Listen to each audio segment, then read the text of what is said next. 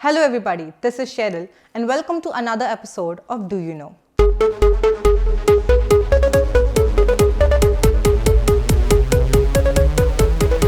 Do you know? Do you know? Sri Lanka is going through a massive economic and political crisis, as we all know, with large protests by the citizens on the roads over the scarcity of food and fuel. The political leaders are quitting. In a recent case, the last finance minister, which was newly appointed, lasted only a day. Years of government mismanagement, corruption, and the pandemic has led to this tragedy in Sri Lanka. The poorest of the people may even starve in a few days, is what the report suggests. We can only imagine the plight of the people living there. But do you know what led to this level of inflation and political imbalance in the country? Sri Lanka's foreign currency reserves today are very low.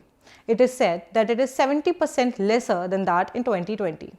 Sri Lanka has over $4 billion of debt payments. Unlike India, Sri Lanka depends upon imports for the most basic requirements such as sugar, cereals, pharmaceuticals, etc.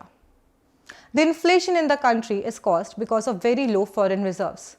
Today, Sri Lanka does not even have enough currency reserves to import. Sri Lanka is facing a huge power crisis because of the shortage of fuel. People in Sri Lanka are only getting electricity for 4 hours a day.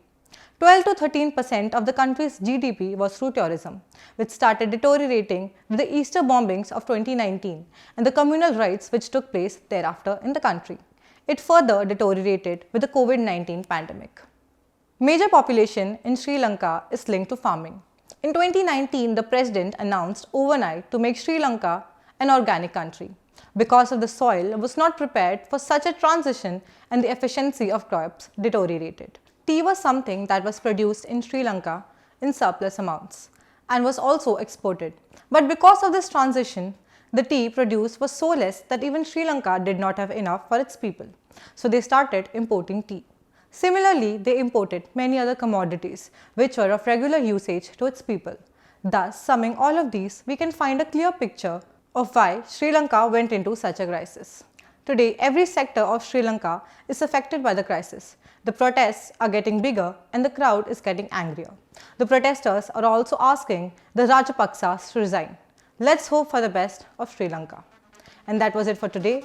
Meet you in another episode of Do You Know? Till then, take care, stay safe. Do you know? Do you know?